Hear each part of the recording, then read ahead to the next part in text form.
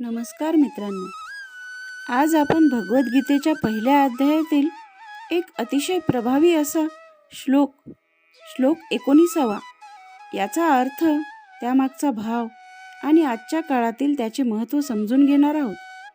पण त्याआधी आपण थोडक्यात मागील म्हणजेच 18व्या श्लोकाकडे पाहणे आवश्यक आहे, कारण त्या श्लोकातूनच या श्लोकाची पार्श्वभूमी तयार होते.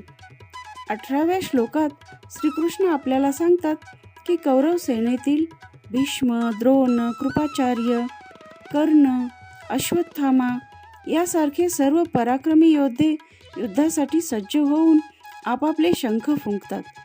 याचा अर्थ असा की कौरव सेनेत अनुभव, ताकद आणि संख्या यांची कमतरता नव्हती.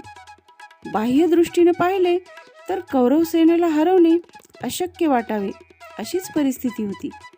तरीही युद्धभूमीवर काहीतरी वेगळे घडत होते आणि त्या पार्श्वभूमीवर आपण पोहोचतो भगवद्गीतेच्या पहिल्या अध्यायातील 19व्या श्लोकाकडे. संस्कृत श्लोक. सघोषोधार्थ राष्ट्राणां हृदयानि व्यदारयत नभश्च पृथिवी चैव तुमुलो व्यनुनादयन.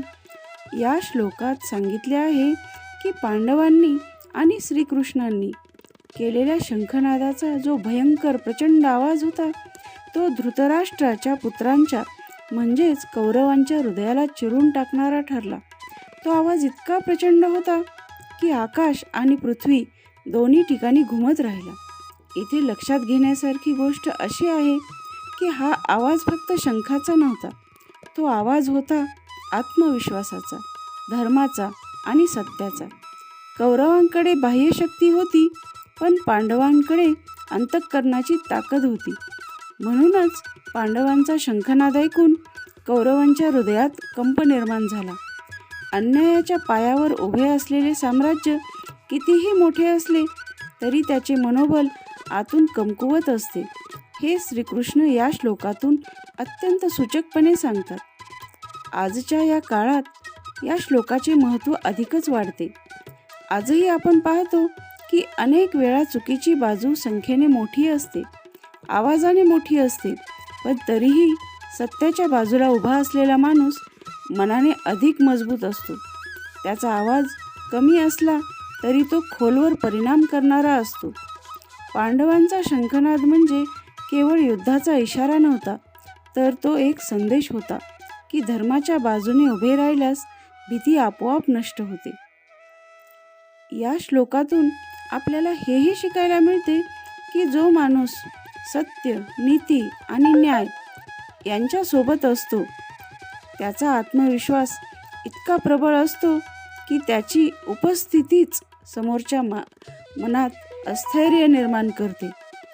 आज समाजात, नोकरीत, व्यवसायात किंवा वैयक्तिक जीवनात अनेकदा आपण एकटे पडतो. त्यावेळी हा श्लोक आपल्याला सांगतो की संख्या पाहून घाबरू नका. तुमची बाजू जर योग्य असेल तर तुमचा आवाज आकाश, पृथ्वी व्यापेल. कौरवांचा पराभव इथेच सुरू होतो, त्यांच्या मनात. कारण युद्ध जिंकायचे असेल तर आधी मन मजबूत असणे गरजेचे असते. पांडवांच्या शंखनादाने कौरवांचे मन डगमगले आणि धर्माच्या बाजूने उभ्या असलेल्या पांडवांचे मन अधिक दृढ झाले.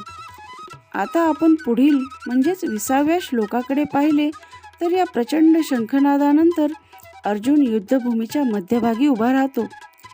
तो आपले गांडीव धनुष्य हातात घेतो आणि दोन्ही सेनेला पाहण्याची इच्छा व्यक्त करतो. इथूनच अर्जुनाच्या मनात करुणा, शंका आणि विषाद निर्माण होऊ लागतो आणि याच मानसिक संघर्षातून पुढे भगवद्गीतेचा अमृतमय उपदेश जन्माला येतो. म्हणूनच पहिल्या अध्यायातील हा 19वा श्लोक केवळ युद्धाचे वर्णन करत नाही, तर तो आपल्याला सांगतो की धर्माचा आवाज कधीही दडपला जात नाही. तो वेळ, परिस्थिती आणि काळाच्या पलीकडे जाऊन प्रत्येकाच्या हृदयापर्यंत पोहोचतो. जय श्रीकृष्ण.